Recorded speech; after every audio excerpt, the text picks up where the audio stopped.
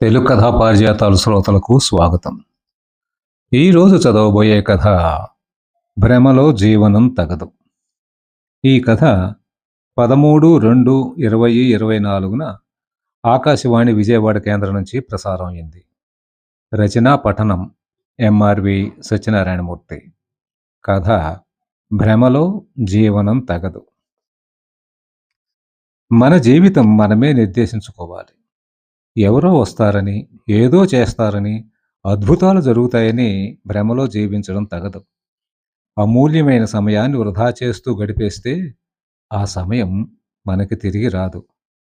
అందుకే వివేకవంతులు తమ జీవితాన్ని ప్రణాళికాబద్ధంగా నిర్మించుకుని సుఖంగా ఉంటారు.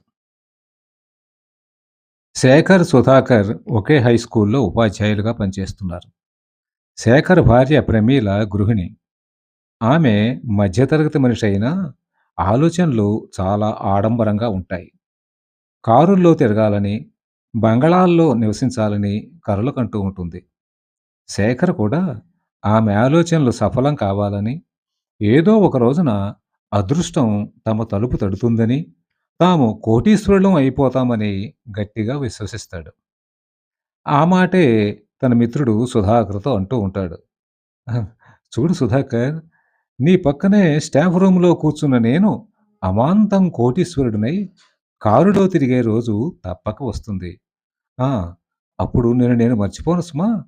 నా కారులో నిన్ను కూడా తిప్పుతాను" అంటూ గలగలా నవ్వేవాడు. ఆ మాటలు విని సుధాకర్ చిన్నగా నవ్వుతూ, "నా మిత్రుడు వృద్ధిలోకి వస్తే నాకు చాలా సంతోషం. కానీ నిరంతరం కలలు కంటూ ఎంతో విలువైన కాలాన్ని వృధా చేయడం మనలాంటి వారికి తగదు. నీ భార్య కూడా ఏదైనా చిన్న ఉద్యోగం కానీ, ఆదాయం వచ్చే పని కానీ చేస్తే మీ కల నెరవేరవచ్చు. ఏమంటావు మిత్రమా?" అని అన్నాడు. అతని సలహా శేఖర్‌కి నచ్చలేదు.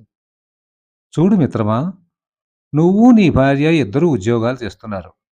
15 సంవత్సరాలైనా స్వంత ఇల్లు కట్టుకోలేకపోయారు. నేను ఒక్కడినే ఉద్యోగం చేస్తూ గత ఏడాది సొంత ఇల్లు కట్టుకున్నాను" అన్నాడు శేఖర్ తల ఎగరేస్తూ. అతని మాటలకు బాధపడ్డాడు సుధాకర్. బ్యాంకులో 20 లక్షలు అప్పు తీసుకుని ఇల్లు కట్టాడు శేఖర్.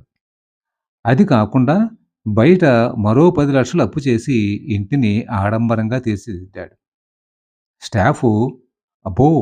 శేఖర్, మీ ఇల్లు చాలా బాగుంది" అని అభినందించి, అతని వెనకాల "అంత అప్పు చేసి ఇల్లు కట్టడం అవివేకం" అని శేఖర్‌ని విమర్శించడం కూడా సుధాకర్‌కి తెలుసు. సుధాకర్ భార్య మాధవి వాస్తవికవాది. భర్తలాగే నేల విడిచి సాము చేయకూడదని గాఢంగా నమ్మిన వ్యక్తి. వారికి ఇద్దరు పిల్లలు. ఒకరు 10వ తరగతి, రెండోవారు 9వ తరగతి చదువుతున్నారు. పిల్లల కాలేజీ చదువు అయ్యే వరకు ఇల్లు కట్టకూడదని నిర్ణయించుకున్నారు వాళ్ళిద్దరూ. ఒకరి జీతంతో ఇల్లు గడుపుతూ, రెండో వారి జీతం బ్యాంకులో పొదుపు చేస్తున్నారు. కాలచక్రం వేగంగా తిరుగుతోంది. తనలాగే కోటీశ్వరులం అయిపోవాలనుకుంటున్న మరికొందరితో కలిసి వివిధ స్కీముల్లో సభ్యుడిగా చేరాడు శేఖర్. తన పరిచయస్తులు, బంధువులు చాలామందిని ఆ స్కీముల్లో సభ్యులుగా చేర్చాడు. సుధాకర్‌ని స్కీములో చేరమంటే, "వద్దు, అడ్డదారుల్లో డబ్బులు సంపాదించే ఆలోచన నాకు లేదు" అని తిరస్కరించాడు. స్కీముల్లో తిరగడానికి స్కూలుకి ఒక సంవత్సరం సెలవు కూడా పెట్టాడు శేఖర్. చేతిలో చాలా డబ్బు తిరుగుతుండటంతో కూతురికి పెద్ద కట్నం ఇచ్చి పెళ్లి చేశాడు. సుధాకర్ పిల్లలిద్దరూ బీటెక్ చదివి సాఫ్ట్‌వేర్ ఇంజినీర్లుగా మల్టీనేషనల్ కంపెనీల్లో పనిచేస్తున్నారు. 4 సంవత్సరాల్లో ఉద్యోగం నుంచి రిటైర్ అవుతాడనగా శేఖర్‌కి కష్టాలు ప్రారంభం అయ్యాయి.